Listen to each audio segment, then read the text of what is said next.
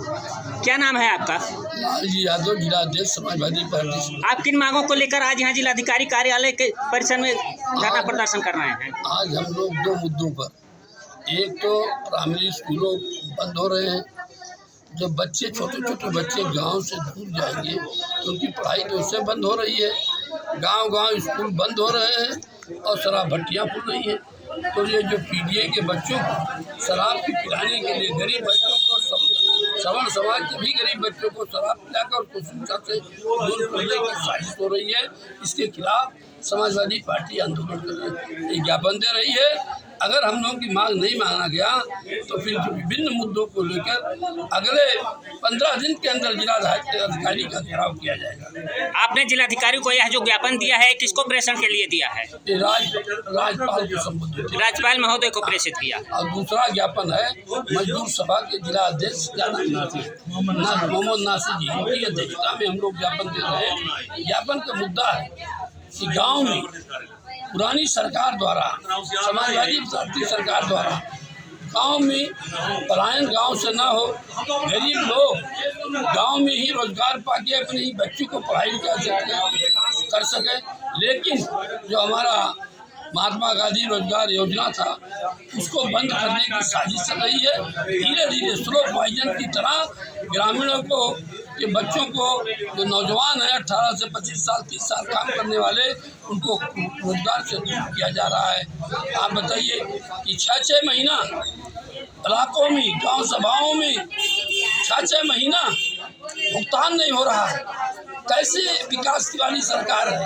ये सबका साथ सबका विकास नहीं है, इस सबके साथ अन्याय है। और ये अन्याय के खिलाफ मजदूर सभा और ये महिला सभा आज ज्ञापन दे रही है। अगर मजदूरों का जितने ब्लॉकों में है, अगर ये रोजगार मनरेगा का अगर भुगतान नहीं हुआ तो अगले महीने ये प्राइमरी स्कूल का लेके जो बंद कर रहे हैं और ये लेके, और पूरे जिले की कानून व्यवस्था, जो ये लोकतांत्रिक व्यवस्था नहीं है, ये राजशाही व्यवस्था है। जहाँ चाहिए वहाँ मकान गिरा दीजिए। अभी एक बार पैमाइश करके आपके नगर पालिका परिषद में मकान गिरा के नाली बन गई और 3 फीट एक गरीब आदमी, एक व्यापारी का गरीब था, उसका 3 फीट बचा था। 3 फीट में छज्जा लगा के, और वो छज्जा अंदर है नाली के, और कलेक्टर साहब तोड़वाने का प्रयास कर रहे हैं। अगर ये तोड़ा गया तो उसी स्थान से जेल भरो आंदोलन समाजवादी पार्टी करेगी। अब ये अन्याय, ये तुगलकी कानून नहीं चलेगा। इसके लिए जब तक समाजवादी पार्टी के कार्यकर्ता नेता जेल में बंद रहेंगे तभी ये तुगलकी कानून चलेगा, नहीं तो अभी तुगलकी कानून चलने वाला नहीं है।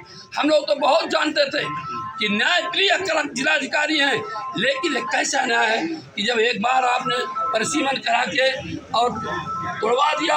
हमने कहा कि सड़क बननी चाहिए, चौड़ी होनी चाहिए, लेकिन जिसका 3 फीट मकान बचा हुआ है और वो बेचारा अपना छोटे से रोजगार करने के लिए, बच्चों के जीविकोपार्जन के लिए वो अपना छत लगा लिया। अगर छत लगा रहा था तो आपके अधिकारी कहाँ गए तक छत लगाने से पहले रोक दिए होते, लेकिन किसी साजिश के तहत उस गरीब आदमी को उजाड़ने का प्रयास किया रहा। इसके लिए समाजवादी पार्टी बृहद आंदोलन करेगी। हम बहुत पहले आंदोलन कर चुके होते, लेकिन हम लोग किसान हैं, किसान के घर से पैदा हुए हैं, किसानी करते हैं। किसानों की बहुत हम लोग संपर्क किए, 1 महीना पहले करना चाहते थे। रोपाई के बाद हमारे कार्यकर्ताओं ने निर्णय लिया सभी विधानसभाओं से, तो अब हम लोग हर पार की लड़ाई लड़ेंगे और ये तुगलकी कानून के खिलाफ विरोध करेंगे।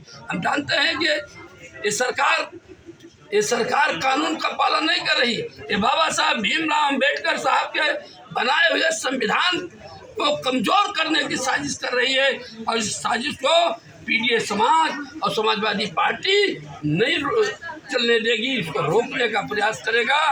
इसी बात को अपनी बात को करते हैं। जय हिंद, जय समाजवाद।